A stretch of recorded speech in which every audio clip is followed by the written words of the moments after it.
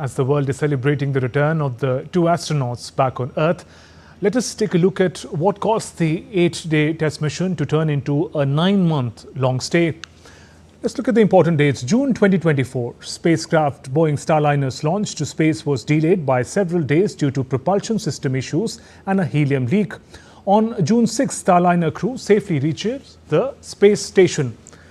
We're talking about the return of the astronauts now, after which the return of astronauts was delayed multiple times by NASA due to Starliner's technical problem.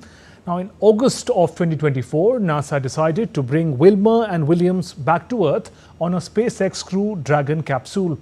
The mission was scheduled for February this year, as the International Space Station has advanced planned missions, but was further delayed by NASA amid launchpad related issues.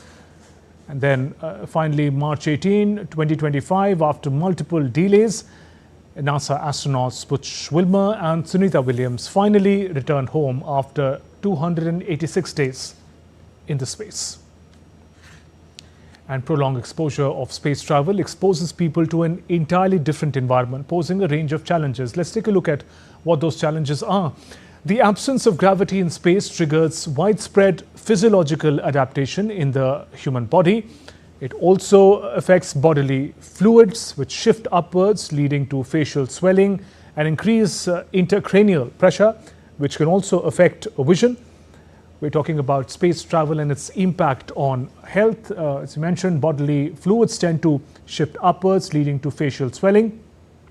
The other impacts on human condition is that the mechanical balancing of bones and muscles lead to bone density loss and muscle atrophy. The adverse impact of prolonged stay in the space, the bone density loss, muscle atrophy are some of the other impacts that both Butch Wilmore and Sunita Williams will have to deal with. They'll be treated for it. Psychological stress, sleep disturbances, cognitive performance also declines, and mood disorders are also some of the side effects of prolonged stay. Besides that, exposure to high energy radiation leads to DNA damage, increased cancer risk, neurodegenerative effects, cardiovascular issues, and immune system deregulation as well. The various impacts of space travel on health. And to take forward the conversation of this historic day when the two astronauts return home with their crew, joining me is Ratan Srivastav, space expert. Good afternoon and welcome to DT India News Hour, sir.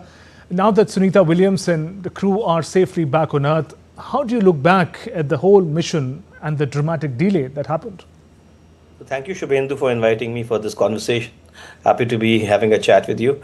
As we have seen that Starliner was launched last year in June and supposed to be an 8-day mission, and it has landed up here after 9 months. What we see over here is this, that space travel poses several risks as far as technology is concerned even today, when we are sending an untested crew mission to the space, and that to the space station, which has been manned for several decades now. We need to still think about the challenges that could come up in the technology that is being used today as opposed to the technology that was used earlier in the space shuttles. So space travel does have its own challenges, both technical as well as human.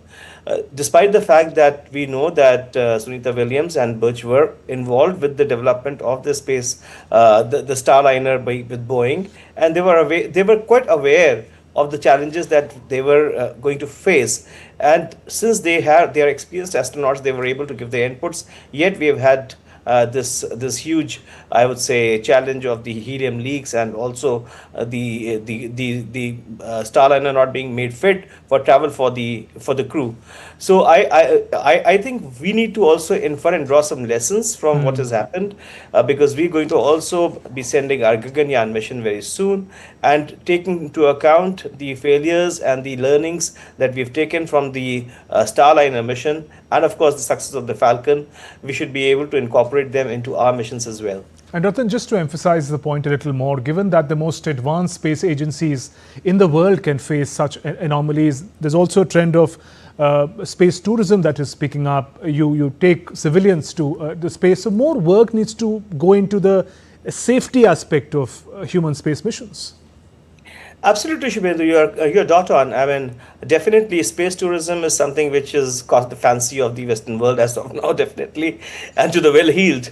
But then we must keep in mind that the safety issues are paramount, not only in terms of medical safety, but also technical safety. Because in the case of astronauts, we are taking into account huge medical checks which go into before they are allowed to board the spacecraft. But in the case of space tourism, which is primarily just giving you a feel of the lack of gravity in the space, we go just about ahead of the gravity of the space, let's say 80 to 82 kilometers ahead from the Earth, and give you a feel of the absence of gravity and bring you back. Having said that, the fact remains that it is still dangerous, it is still technology, and it is still technology which involves moving out of the gravity and then re-entering into the Earth's atmospheric surface. So we have to be very careful about how we approach this. And I think as we have the FAA in the United States, we also need to have a regulatory body to regulate the space travel in the times to come. Right. And from a scientific perspective, do you also see this mission, the prolonged mission, as a sort of blessing in disguise, in the sense that it gave an opportunity to NASA to study the impact of such prolonged missions on the human body and mind? Absolutely, Shubhendu. So there are three dimensions to it. There's, of course, the physical, then there's the psychological, and then, of course, the third is the technical aspect. Having said that, it's not this that Sunita Williams is the person who has spent the longest time in space. Oleg from Russia has the person who spent the longest time in space. Having said that, she has spent more time in space this time than she has done any time before. She's been to this is her third mission to the ISS, and she has commanded the ISS as well. It has given NASA not only the opportunity to understand how to avoid such incidents in the future, technology-wise, but also it will give an opportunity to NASA as well as the medical scientists to understand the impact of the person staying in space, who had probably gone with the intention of staying there for 8 days and had to stay back for 9 days. What is the impact of on the human mind of this, apart from the the known problems that we face, that is bone density loss, muscle atrophy, staying away from humanity for such a long time when you have not planned to go for such a long time. In addition, the impact of the spacewalk that she has done. She spent a sizable number of time this time in doing spacewalks. Those also would probably be taken into account when they are going to go back and see what all has happened on her body, on her mind, as well as inculcate this in the future as future space travel. Right, and we listed some of the health risk challenges faced by astronauts while in the space. Now, how long does it take for them to also acclimatize back on Earth? And also, are astronauts better prepared, better made to tackle such challenges? So there can be never, you can never say that the preparation is enough. No preparation can never be enough.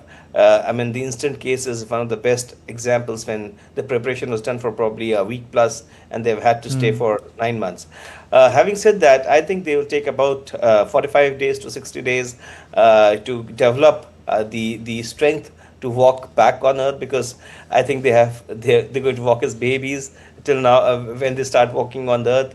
And this is primarily because the body's system, the muscles, the fluids, the whole I would say musculoskeletal system has to get used to walking on Earth. So as well as, of course, adapting to the changes which gravity brings. So I think 45 to 50 days to 60 days would be required for them to come back to normal working styles.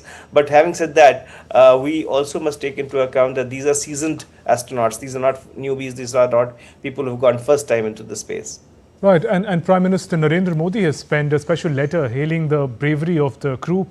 What are the learnings for India as far as its own ambitious human space mission Gaganyaan is concerned? Absolutely, Shubhendu. As I alluded in the beginning of our conversation today, we have to incorporate the learnings that we have taken from, we're going to take from this mission. And NASA at some point of time will definitely declassify and share it with us, because we are in partnership with NASA for several of our missions, including the NISAR satellite that we'll be sending on later sometime. And NASA and ISRO have been working quite closely together on this. So at some point of time, they will share the findings, and those findings will be helpful for us to prepare for our Gaganyaan mission. Having said that, there's still, I would say, differences in our mission and what has happened with Starliner. So we are going to use our own vehicle, which is GSLV. GSLV has a different fuel mix than the Starliner fuel, the fuel mix that Starliner used. As well as GSLV is a tested vehicle, and as far as we know, ISRO is going to run a series of tests, including dry runs, including putting the Vyomnaut into the space before we put our human Gagannauts into the spacecraft and send them up. And do you also see more this, important, bring them back? Yes, and do you also see this dramatic rescue, return to Earth of the astronaut also makes a case for the kind of partnership and potential between public and private space players, the way in which SpaceX chipped in and came to the rescue, as it were, of the astronauts? Shubhendu, I think the path for this has already been laid down by the Prime Minister. In the last 10 years, there has been an enhanced, I would say, focus on in the public-private partnership in India. As far as ISRO is concerned, ISRO is now trying to focus on its role as a space agency, which is to do research and design and development of new missions and planning of interplanetary travel, working with other space agencies like ISRO, JAXA, or the European agencies. I think they are more focused on that, and the parts that they have already mastered, for example, the PSLV or the SSLV. These things obviously go into the private sector, which includes both the public sector and the private sector. Not only the private sector, the public and the private sector. And the public-private partnership in this case will extend in India for probably space travel in a little bit more time. But at the same time, we have also seen that the startups are working very closely with ISRO in developing cost-effective launch vehicles, as well as cost-effective, very, I would say, frugal engineering-based methods to put satellites into space. Right. On that note, Ratan Srivastava, thank you very much for joining us on the News Hour and sharing your perspective. It's a joy.